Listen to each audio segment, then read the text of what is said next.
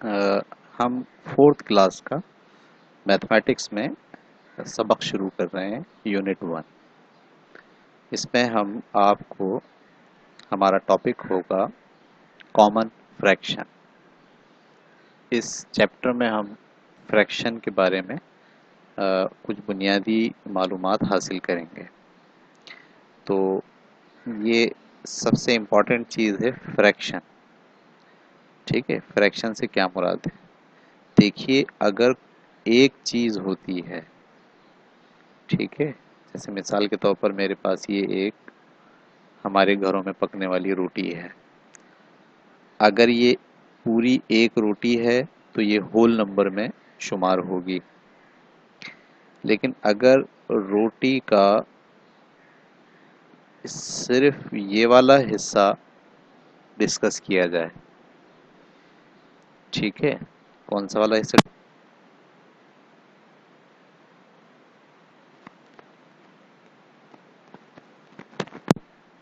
इसको अगर मैं अलग से बनाऊं तो इसको यूं बना, यूं रोटी का ये वाला बैरूनी हिस्सा गोल होगा, और ये हिस्सा, ये जो बाहर मैंने निकाला है, ये रोटी का जो पीस है, ये तो एक रोटी नहीं है पूरी।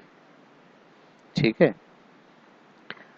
तो इसको मैथमेटिक्स में जब आप बयान करते हैं तो इसको होल नंबर से बयान नहीं किया जा सकता। ठीक है, इसको बयान करने के लिए आप इस्तेमाल करते हैं फ्रैक्शन। ठीक है, यानी मैथमेटिक्स में जब पूरी चीज़ों के बजाय किसी चीज़ के पार्ट की बात की जाएगी, हिस्से की बात की जाएगी, ठीक है, टुकड़े की बात की जाएगी, तो मैथमेटिक्स में ये टुकड़ा बयान होगा फ्रैक्शन के कॉन्सेप्ट में। ठीक है, ये सब बच्चों को अच्छे तरीके से समझ लेना चाहिए कि फ्रैक्शन दरअसल किसी चीज़ के टुकड़े को बयान करने के लिए मैथमेटिक्स है। ठीक है, उसमें आपको प्लस भी करना है उन टुकड़ों को, उसमें आपको माइनस भी करना है उन टुकड़ों को, मल्टीप्लाई भी करना है, डिवाइड भी करना है। ठीक है, और उसी लिहाज से आपको उन टुकड़ों को समझने के लिए, कैलकुलेट करने के लिए जो मैथमेटिक्स आपको पढ़ना पड़ता है, वो कॉन्सेप्ट फ्रैक्शन के ज़ुमरे में आता है। ठीक है, तो ये आपको एक बुनियादी मैंने तसव्वुर दिया। अब चलते हैं हम अपने टॉपिक की तरफ। इस टॉपिक में आप देखिए कि ये आपके पास एक ब्रेड है। ठीक है, यानी हमारे यहाँ जो स्लाइस हम खरीदते हैं, इसको इंग्लिश में कहते हैं लोफ, LOAF। ठीक है, अभी हम नीचे पढ़ेंगे तो और तफसील से सामने आ जाएगी। ये जो आप देख रहे हैं, ये एक लॉफ है। ठीक है जी, पूरा। फिर हमने क्या करा, इसके 3 बराबर बराबर हिस्से किए। आप देख रहे हैं 3 हिस्से हैं। ठीक है, ये 3 हिस्से कर दिए। तो अब ये जो एक हिस्सा है, ये तो पूरी ब्रेड नहीं है, बल्कि ये इसका पार्ट हो गया, इसका टुकड़ा हो गया। ठीक है, अब इस टुकड़े को, सिर्फ इस टुकड़े को जब हम बयान करने लगेंगे तो इसका मेथड ये है कि आप सबसे पहले ये देखते हैं कि नीचे टोटल कितने टुकड़े हैं, वो आप लिखते हैं नीचे, और उसमें से कितने टुकड़े की बात हो रही है उसे आप लिखते हैं ऊपर। इसका मतलब ये जो आप टुकड़ा देख रहे हैं, इसे कहा जाएगा कि ये 1/3 है, और ये भी क्या है, 1/3 है, और ये भी क्या है, 1/3 है। तो एक ब्रेड के 3 टुकड़े करने के बाद जो एक टुकड़ा बना, अच्छा शर्त ये है कि टुकड़े बराबर बराबर हों। हाँ, ये बात ध्यान में डाल लीजिए आप।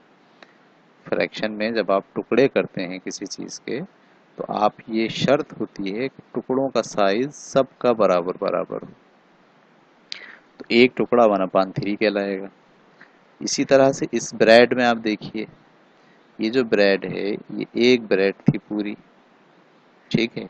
इस एक ब्रेड के 1 2 3 4 और 5 टुकड़े बराबर बराबर किए गए, ठीक है, बराबर बराबर। तो अब ये जो टुकड़ा होगा, ये ब्रेड तो कहलाएगी एक पूरी, लेकिन ये जो टुकड़ा है ये एक नहीं कहलाएगा, बल्कि ये क्या कहलाएगा, ये कहलाएगा, क्योंकि 5 टुकड़े किए हमने, लिहाजा नीचे क्या लिखेंगे आप, टोटल जितने पीसेस बराबर बराबर किए जाते हैं उसमें से एक की बात हो रही है, तो ये एक पीस कहलाएगा 1/5, ठीक है। तो इसको हम बोलेंगे ये 1/5 है, ठीक है। इसको ऐसे भी लिख सकते हैं, और ये 1/5 है, ये 1/5 है।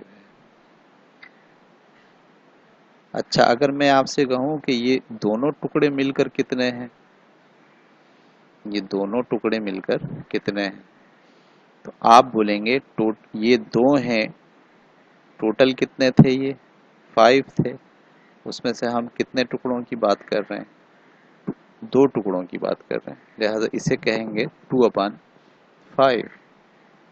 ये बात बहुत अच्छी तरीके से समझ लीजिए, जितने टुकड़े किए जाते हैं उनको हम नीचे जाहिर करते हैं, और उनमें से जितने पीसीस की बात हो रही है, जिस पर हम गौर कर रहे हैं, उस तादाद को हम ऊपर बयान करते हैं, ठीक है।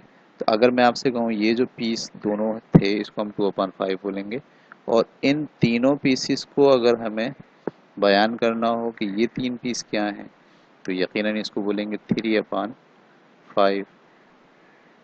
अपान को ऐसे भी लिखते हैं जैसे मैंने लिखा है, ठीक है, इसे कहते हैं 3/5, और हर एक पीस क्या कहला रहा है, 1/5, ठीक है। तो ये कॉन्सेप्ट आपको ऐसे समझना है। आगे हम चलते हैं, मज़ीद सबक को आगे बढ़ाते हैं। अब आप देख रहे हैं कि इस वाले ब्रेड में, ये जो ब्रेड आपके सामने है ये वाला, इस ब्रेड में कितने पीसीस किए गए हैं, इसके अंदर 6 पीसीस किए गए, 1 2, ठीक है, ये एक पीस, 2 पीस, 3 4 5 और ये 6। अब अगर हमें इसमें से किसी एक टुकड़े को बयान करना हो, तो आप यकीनन इसको कैसे बयान करेंगे, इसको आप बयान करेंगे 1/6 की फॉर्म। ये एक टुकड़ा क्या है, 1/6 है, हर एक टुकड़ा इसमें 1/6 है। लेकिन अगर मैं आपसे कहूँ ये जो दो इसमें टुकड़े हैं, इसको मैथमेटिक्स में कैसे बयान करेंगे, तो आप बोलेंगे ये जो दो टुकड़े हैं, क्योंकि टोटल पीसेस 6 किए थे हमने, उसमें से दो की बात हो रही है, तो ये 2/6 होगा। अगर मैं आपसे कहूँ इसके अंदर से ये जो तीन पीसेस हैं इनको आप कैसे बयान करेंगे, तो इसे आप लिखेंगे 3/6, ठीक है। मैं आपसे कहूँ कि सिर्फ और सिर्फ एक टुकड़े को बयान करना है, ये वाला पीस, तो इसे आप लिखेंगे 1/6। बिल्कुल इसी तरीके से अगर हम इस वाले लॉफ की बात करें, तो इस लॉफ को कितने पीसेस में तोड़ा गया है, 1 2 3 4 5 6, बराबर बराबर 10 पीसेस इसके बनाए गए हैं। इसका हर एक पीस कहलाएगा 1/10, ठीक है। और इनमें से अगर 3 पीसेस की बात करें हम, सिर्फ इन 3 पीसेस की बात करें, तो ये कहलाएंगे 3/10, ठीक है। तो ये कॉन्सेप्ट समझने के बाद अब हमें नीचे के सवालात हल करने हैं। एक बात सारे बच्चे तवज्जो से जहन में रखें, जब मैं आपसे कहूँगा कि वीडियो पॉज करें और अब आप कापी निकाल के जो बात कही गई है उसे लिखें, तो आप वीडियो पॉज करके प्रैक्टिस करेंगे, क्योंकि जब तक आप प्रैक्टिस नहीं करेंगे, जो सवालात दिए गए उनको हल नहीं करेंगे अपनी कापी में, तो आप मैथमेटिक्स में एक्सपर्ट नहीं हो पाएंगे। नॉलेज का होना एक अलग चीज़ है और मैथमेटिक्स में एक्सपर्ट का होना एक अलग चीज़ है। ठीक है, तो अब हमने ये 4 तस्वीरें हमारे जहन में होनी चाहिए। ये 3 हिस्सों में डिवाइड हुआ हुआ है, ये 5 हिस्सों में डिवाइड हुआ हुआ है, और ये 6 हिस्सों में डिवाइड हुआ हुआ है, और ये 10 हिस्सों में डिवाइड हो। इसकी बुनियाद पर नीचे कुछ सवालात हैं, वो सवालात आपको अब हल करने हैं। ठीक है, तो मैं चलाता हूँ इसको।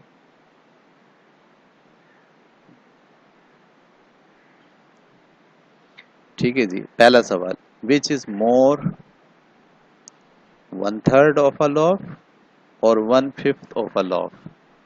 सवाल आपसे पूछा है कि जो 1/3 है वो ज्यादा है या 1/5 ज्यादा है। ठीक है, तो आप अगर गौर करें तो ये वाला जो पीस है ये तो है 1/3। ठीक है, 3 हिस्से किए गए थे, और ये वाला जो पीस है ये है 1/5। ठीक है, 1/5 का मतलब 5 पीसीज में से एक, और 1/3 का मतलब 3 पीसीज में से एक चीज के 3 पीस किए गए थे, उसमें से एक को 1/3 कहा जाता है, और एक चीज के 5 पीस किए गए थे उसमें से एक पीस को 1/5 कहा जाता है। आपके ख्याल में इन दोनों में से कौन सा पीस बड़ा है? यकीनन 1/3 जो है वो ज़्यादा है 1/5 से। तो हम यहाँ लिख सकते हैं 1/3, ऐसे लिख सकते हैं 1/3 इज मोर देन 1/5। ठीक है, हम समझ पा रहे हैं, देख भी पा रहे हैं कि भाई यहाँ 3 हिस्से किए गए थे एक पीस के, एक ब्रेड के, तो उसमें से जो तीसरा हिस्सा है 1/3 वो, और जब इन दोनों को हम कंपेयर कर रहे हैं तो हमें साफ दिख रहा है कि 1/3 ज़्यादा है और 1/5 कम है। ये जो बच्चे अक्सर ये करते हैं ना कि हम जब कंपेयर करने के लिए कहें कि भाई 1/3 और 1/5 में से कौन सा ज़्यादा है, तो वो ये सोचते हैं कि यहाँ पर तो लिखा हुआ है 3 और यहाँ पे लिखा हुआ है 5, तो उनको ये 5 देख के ऐसा लगता है जैसे ये ज़्यादा है, और 3 को छोटा देख के वो समझते हैं कि ये कम है। हालांकि आपको इस फ्रैक्शन को ऐसे नहीं सोचना है, बल्कि आपको ये सोचना है कि ये किसी एक चीज़ के 3 हिस्से करके उसमें से एक हिस्से की बात हो रही है, और ये किसी चीज़ के 5 हिस्से करके उसमें से एक चीज़ की बात हो रही है। तो यकीनन अगर एक चीज़ के 5 हिस्से किए गए हैं तो वो छोटे छोटे हुए होंगे, और एक चीज़ के 3 हिस्से किए गए हैं तो वो बड़े बड़े हुए होंगे। लिहाजा इसमें 1/3 ज़्यादा है, 1/5 जो है वो कम है। तो 1/3 इज मोर देन 1/5। ठीक है, चलें हम आगे बढ़ते हैं अपने सबक की तरफ। तो पहला सवाल हमें पता चल गया, which is more 1/3 of a loaf और 1/5 ऑफ अ लोफ। अब आप अपनी कापी में निकाल के लिखिए ये वाली बात कि 1/3 of a loaf is more than, ठीक है, 1/5 ऑफ अ लॉफ। ठीक है, वीडियो पास करें और अपनी, बल्कि आप ये तस्वीर भी बनाने की कोशिश करें, और तस्वीर बना के कम से कम ये जुमला ज़रूर लिखें कि 1/3 ऑफ अ लॉफ। 1/3 को आप नंबर्स में, नेम में ऐसे लिख सकते हैं 1/3, और जब आप उसको मैथ के फॉर्म में लिखेंगे तो 1/3 लिखेंगे, और जो है वो 1/5 को भी 1/5 लिखेंगे। ठीक है, आगे चलते हैं। अगला सवाल हमारा इसी से मुताल्लिक़ है, इसको हम गौर करने जा रहे हैं। Second question, in each case state which is more 1/6 और 1/10 ऑफ अ लॉफ। ये सेम वही काम है, आपको बताना है 1/6 बड़ा है या 1/10 बड़ा है। 2/5 और 3/6 ऑफ अ लॉफ, इस पर गौर करते हैं। ठीक है, इस वाले जुमले पे 2/5 बड़ा है या 3/6 बड़ा है। ठीक है, चलें इसको देखने के लिए हम तस्वीर को दोबारा से देखते हैं।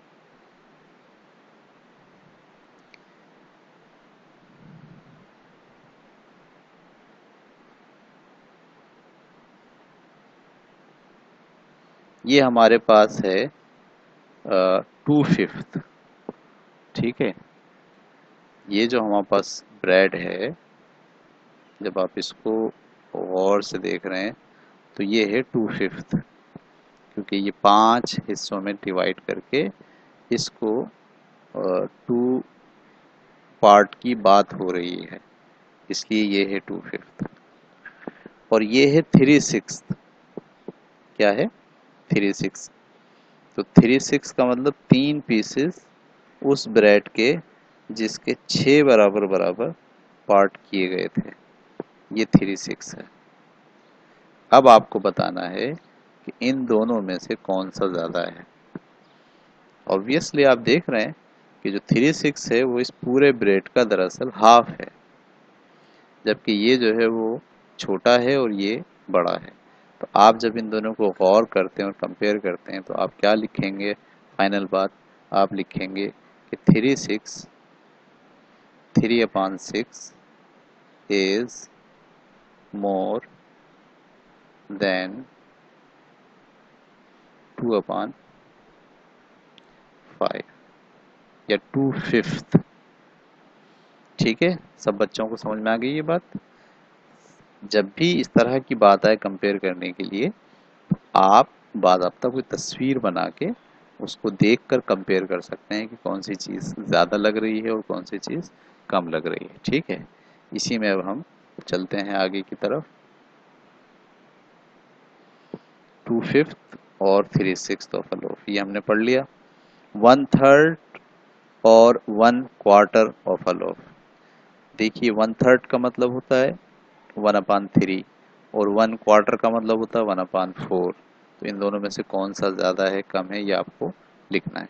2/6 और 1/3 ऑफ अ लोफ, सही है। 2/6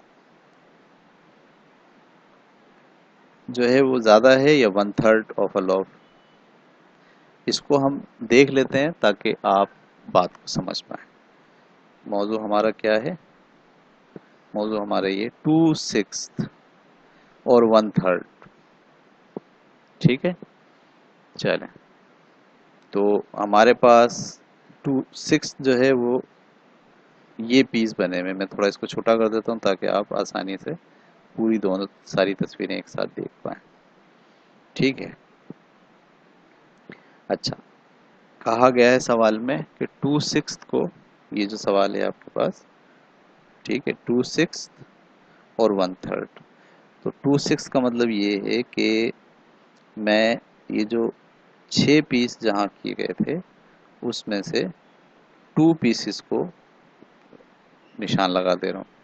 और 1/3 का मतलब मैं इसको निशान लगा दे रहा हूँ। आपके ख्याल में कौन ज़्यादा है? बिल्कुल, ये दोनों बराबर हैं। समझ रहे हैं आप? क्योंकि मैं अगर इसके भी आधा हिस्सा करूँगा ऐसे करके, इसका भी आधा हिस्सा करूँगा ऐसे करके, तो ये भी दरअसल क्या बन जाएगा? 6 हिस्से बन जाएंगे। तो ये जो एक हिस्सा है 1/3, ठीक है, 1/3 ऑफ अ लोफ, ये 1/3 है। और ये क्या है? ये आपके पास 2/6 है।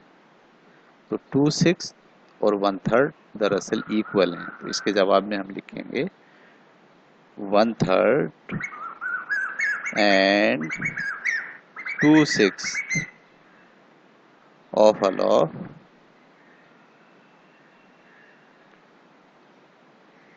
Are equal.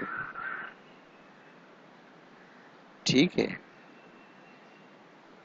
तो ये आपको कंपेयर करने के लिए तस्वीरों का देखना बहुत ज़रूरी है। ठीक है, आगे चलते हैं।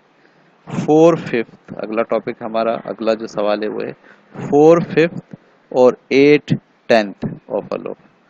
4/5 आप कौन सी ब्रेड की बात कर रहे हैं? जब आप 4/5 सोचते हैं तो आप दरअसल, जब आपने जहन में 4/5 आया तो आपको ये लॉफ समझना है जिसके 5 बराबर बराबर पीस किए गए हैं। ठीक है, तो 4/5 में हमें ये वाला लॉफ जो है वो डिस्कस किया जा रहा है। ये 4/5 बन गया।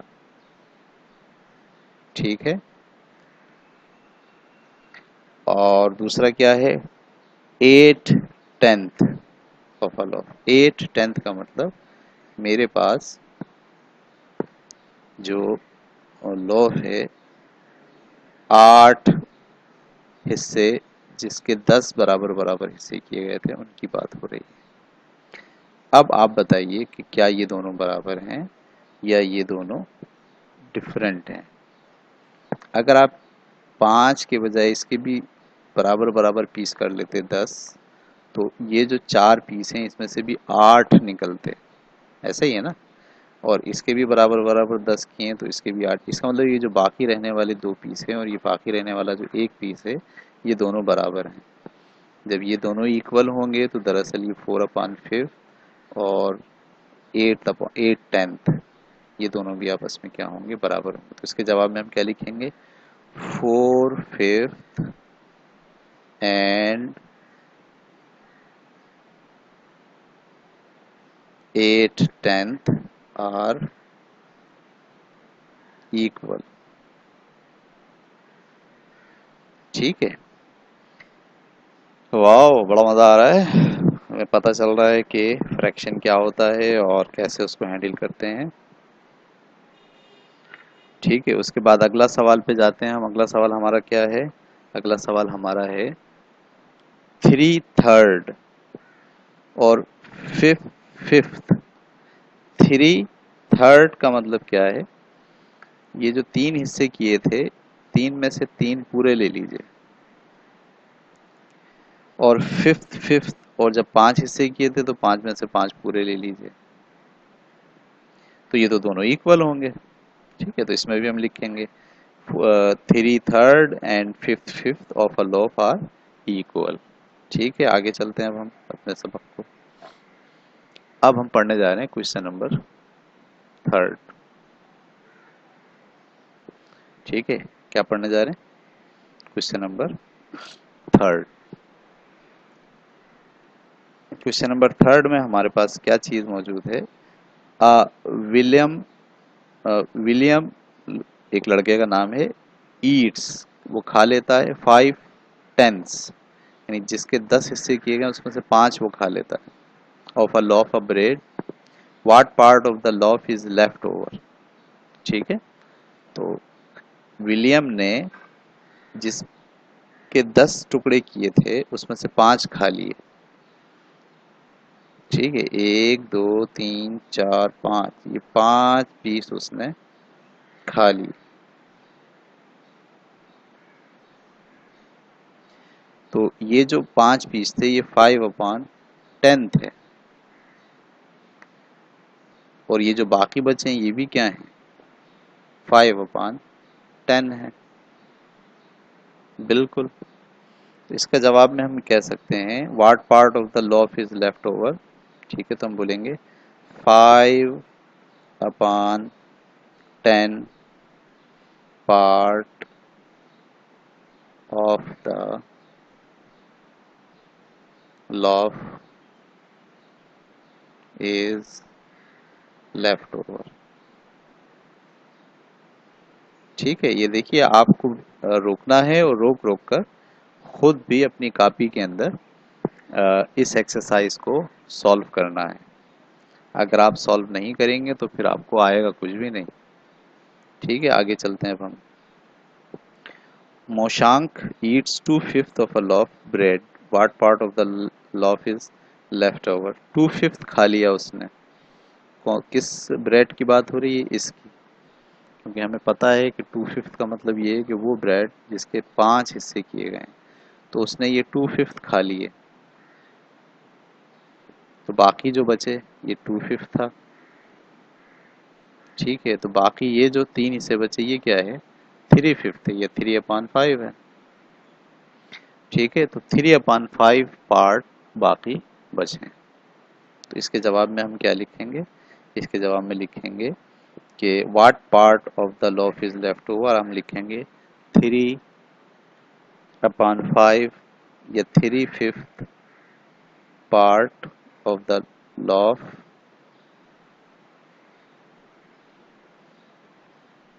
ठीक है of the loaf is left over.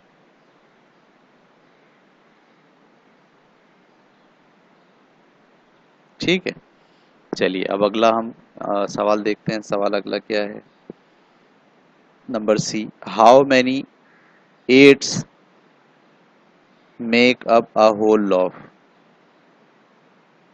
How many eighths make up a whole loaf. ये कह रहे हैं कि एक ब्रेड के कितने 8th पार्ट बनेंगे। ठीक है, 1/8 पार्ट, ये 8th पार्ट का मतलब होता है 1/8। कितने बनेंगे भाई, अगर आप उसको 8 हिस्सों में काटेंगे तो फिर जो हिस्से बनेंगे वो 1/8 होंगे या 8 पार्ट होगा। ठीक है, तो दरअसल how many eighths make up a whole loaf, 8 eighths हासिल होंगे एक लॉफ से। मैं इसको समझाने के लिए आपको यहाँ ब्रेड बना के, फर्ज कीजिए ये ब्रेड है, इन्होंने पूछा सवाल ये था हाउ मेनी एट्स, यानी 8th पार्ट जो है वो कितने बनेंगे एक होल लोफ से। तो इसका मतलब इसके हमें कितने पार्ट बनाने हैं, 8 बनाने हैं। मैंने ये पहले बनाए 4, फिर ये मैंने बनाए, हर एक को 2-2 करा तो फिर ये हो गए 8। तो एक ब्रेड के अगर 1/8 पार्ट आपको हासिल करना है तो आपको उसे 8 पीसेस में तोड़ना पड़ेगा। ठीक है, तो एक लॉफ के 1/8 पार्ट कितने होंगे उस लॉफ में, तो वो 8 ही होंगे, 1 2 3 4 5 6 7 8। ठीक है, how many eighths make up a half of a loaf, एक हाफ लोफ में से कितने 1/8 जो है वो हासिल हो सकते हैं। ठीक है, तो मैं अगर हाफ लोफ की बात करूं, ये मेरा हाफ लोफ है, इस हाफ लोफ में 1/8 कितने होंगे, 4 होंगे। तो इसके जवाब में हम लिखेंगे how many eighths make up a half loaf, 4 eighths make up a half loaf. ठीक है, ये बात सब समझ गए, वेरी गुड। तो आज की हमारी इस क्लास में अभी तक हमने बुनियादी तौर पर फ्रैक्शन को स्टडी किया है और अगला टॉपिक भी हमारा इसी से मुतल्लिका है। तो देखिए हम इसको अगले पेज पर अब चलते हैं।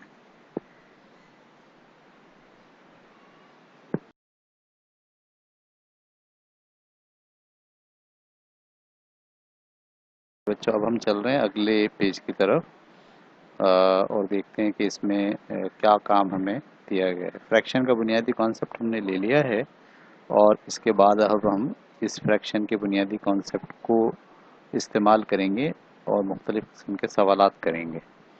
ठीक है, तो मैं आपको समझाता हूँ, थोड़ा इसको पहले बड़ा कर देते हैं ताकि वाज़ेह नज़र आना शुरू हो जाए। ठीक है, अच्छा जनाब।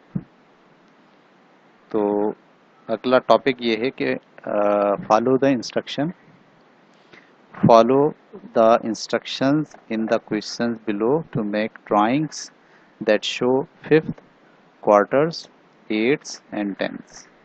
हमको ऐसी ड्राइंग बनानी है जिसमें फिफ्थ को शो करना है, क्वार्टर्स को शो करना है, एट्स को शो करना है और टेंथ्स को शो करना है।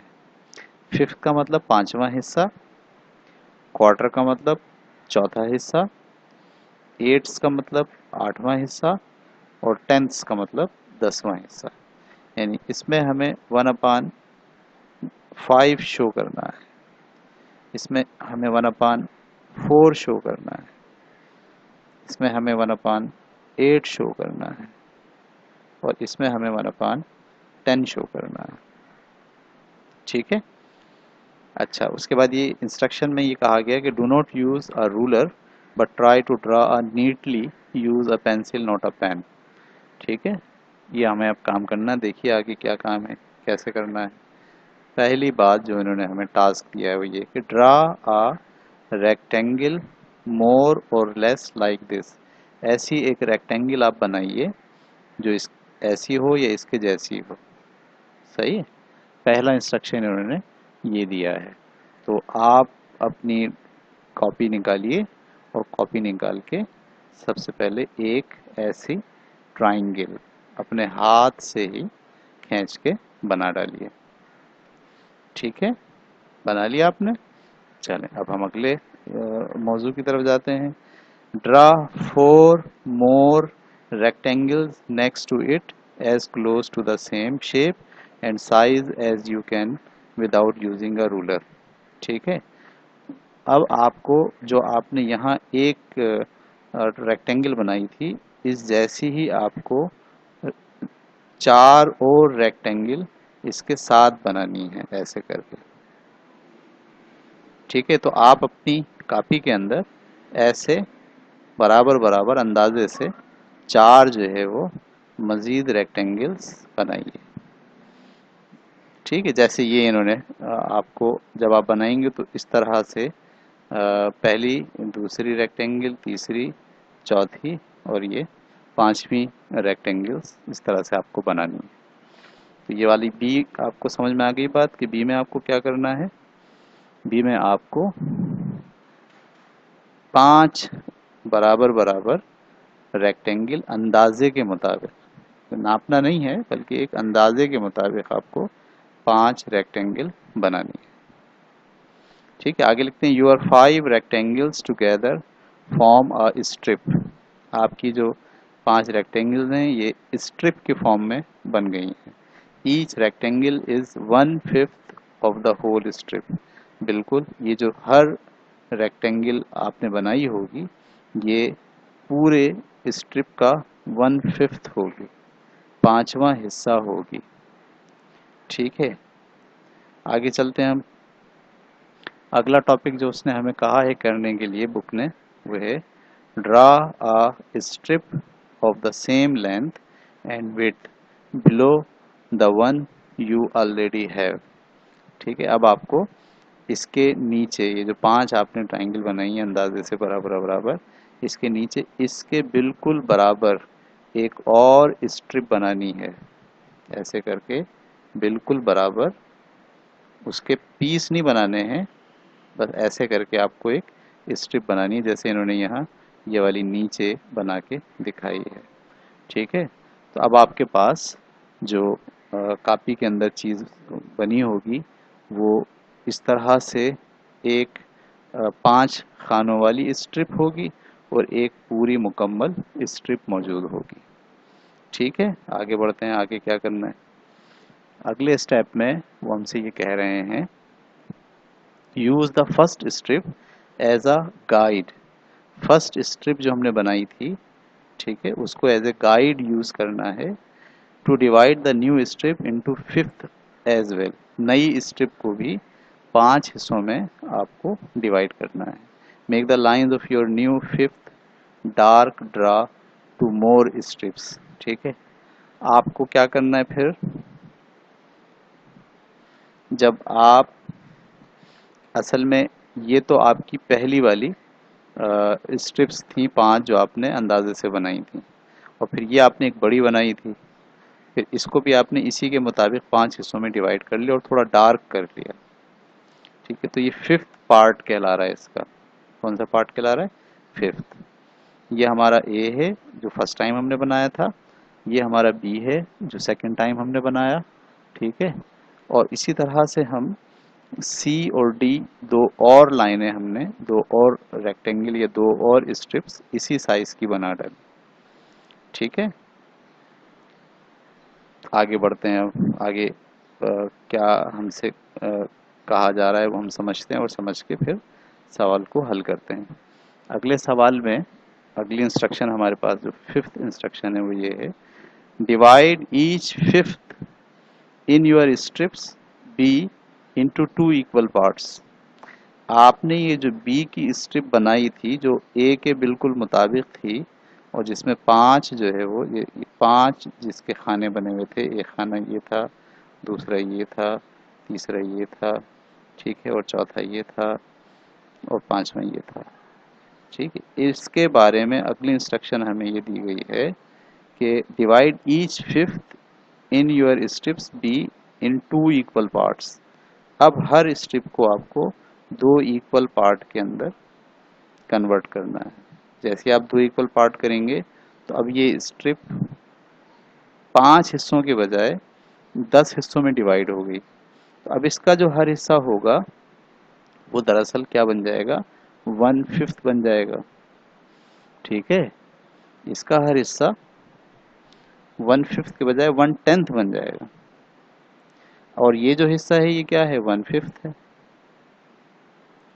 ठीक है, और ये क्या हिस्सा बन गया, 1/10। ये सारे 1/10 हैं क्योंकि एक स्ट्रिप को हमने 10 हिस्सों में डिवाइड कर दिया। ये बात क्लियर हो गई आपको।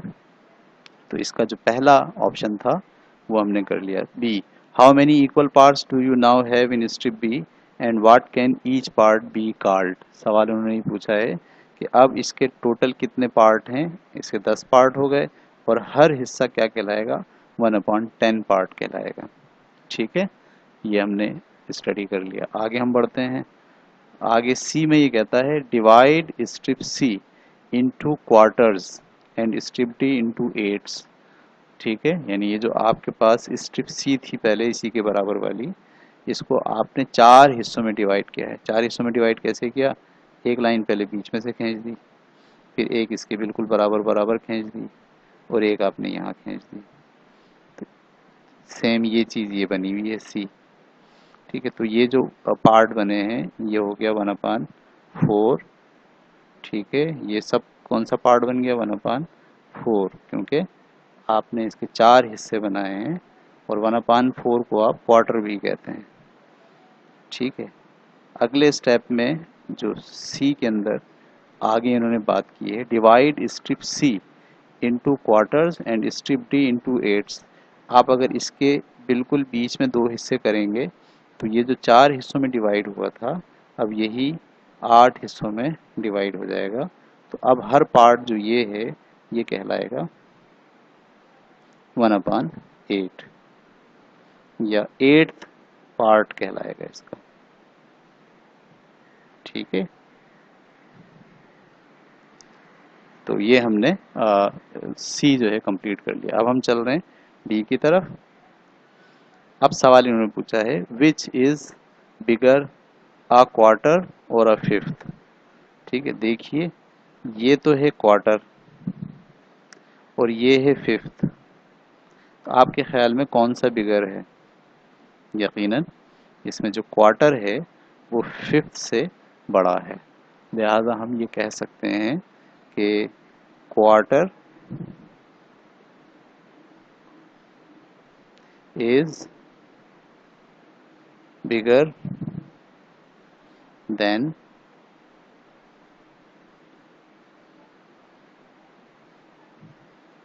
fifth।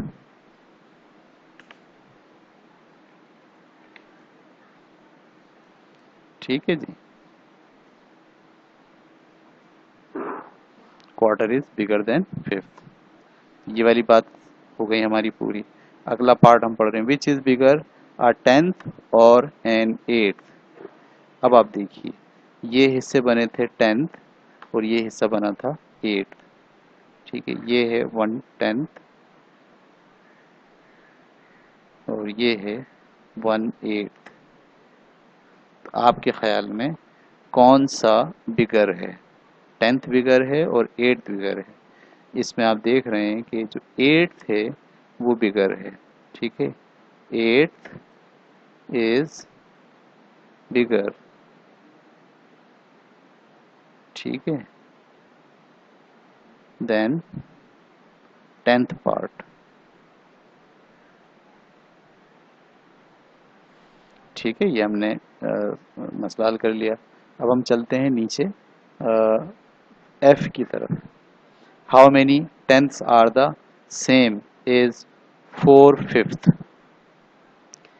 4/5। देखिए ये दरअसल फिफ्थ है, ठीक है, ये क्या है, फिफ्थ है।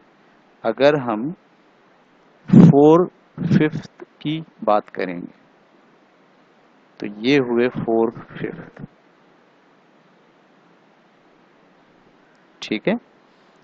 हाउ मेनी टेंथ्स, और ये है हमारे पास टेंथ्स। अगर आप टेंथ्स की बात करें तो ये कितने हैं, 1 2 3 4 5 6 7 8, 4/5 के बराबर 1 2 3 4 5 6 7 8, 8/10 हैं, 4/5 के बराबर 8/10 हैं। बहुत आसानी से समझ में आ गई ये बात हमें, ठीक है। आगे चलते हैं। How many eighths are a whole strip, पूरे होल स्ट्रिप में कितने एट्थ हैं, यकीनन पूरे होल स्ट्रिप में 8 ही एट्थ होंगे, 1 2 3 4 5 6 7 8, पूरे होल स्ट्रिप में 8 एट्थ हैं, ठीक है। आगे चलते हैं। उसके बाद सवाल पूछा है इन्होंने, which do you think is bigger, 2/3 और 4/5।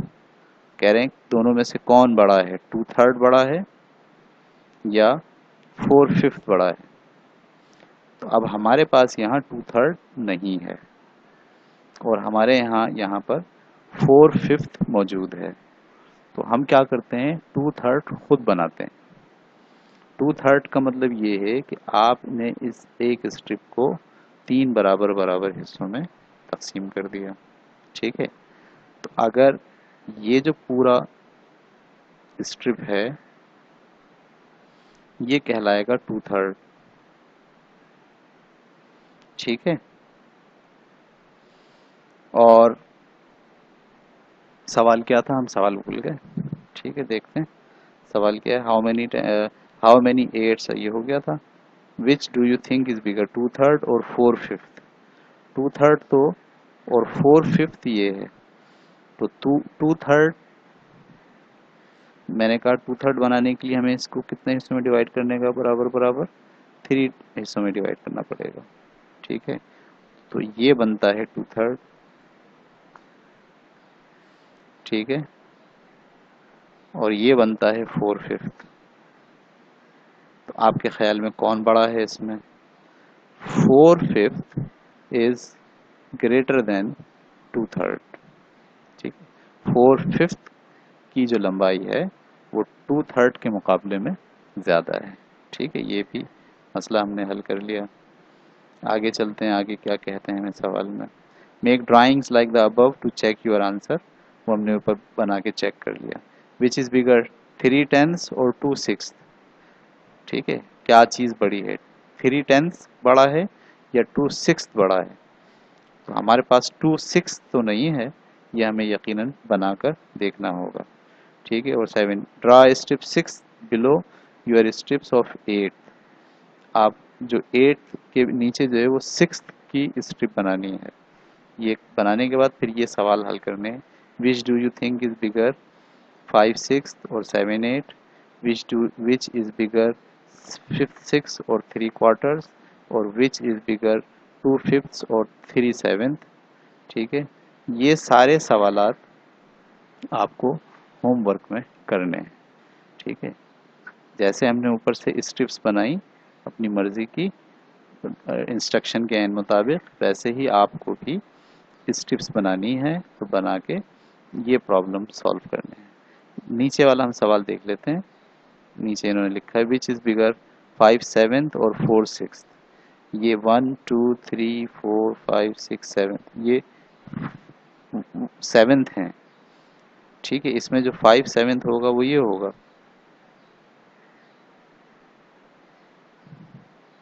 ठीक है, और 4/6 6 में 1 2 3 4 5 नहीं, 1 2 3 4 5 6 4th 6 में ये 4 था और ये 6 है। तो इन दोनों में कौन बड़ा है?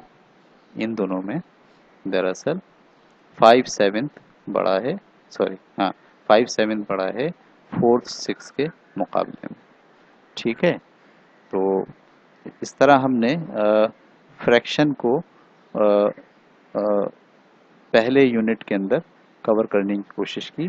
जो सवाल हमने आपको होमवर्क के लिए दिए हैं वो सवाल आप अपनी मैथ की बुक के अंदर ये 7th क्वेश्चन नंबर और क्वेश्चन नंबर 8 वीडियो को पॉज करें और पॉज करके इसको जो है वो खुद बनाइए और खुद बना के इन सवालात के जवाब दीजिए। ओके, अल्लाह हाफिज़।